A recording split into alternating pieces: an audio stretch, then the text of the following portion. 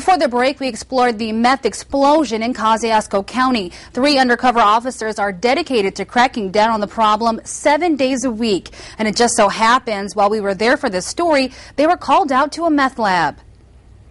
Here's what appears to be some type of reaction vessel that they've used. There's the cold packs. This cluttered trailer just outside of Napanee housed what police say is a pretty typical meth lab. It was actually discovered as we were taping this report. Throughout the trailer, there's items of use. There's the burnt aluminum foil, there's a couple needles. The Drug Task Force says it's easy to smell the strong chemical odor of meth before you see it.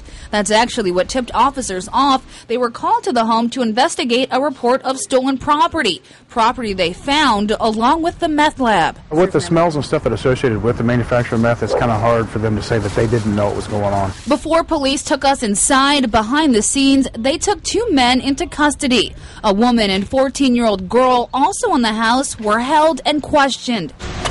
With the suspects in the back of the car. Right now the scales is tipped, looking pretty bad for everybody that's inside the trailer for what we're finding. Officers secured the scene and called in the reinforcements.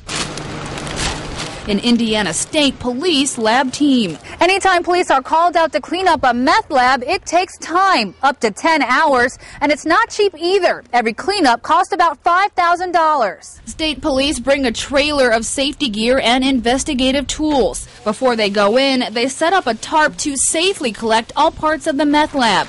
They also have to suit up. So we have to go in and make sure that the environment's safe for us to work in, and that depends on what kind of protective gear that we wear. Once that's decided, it's time to collect evidence. Everything's carefully laid out and separated. Field tests are later run to decide what's what and what items can be used against the suspects in court. State statute lists a whole lot of items that are considered precursors in a methamphetamine lab, so those are the items that we're looking for to be able to prove our case by statute. This time around, police found enough evidence to charge both men with meth charges. They ended up letting the woman and teen girl go.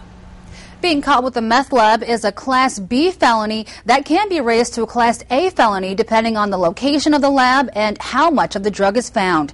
In Studio 15, I'm Janice Allen, News Channel 15.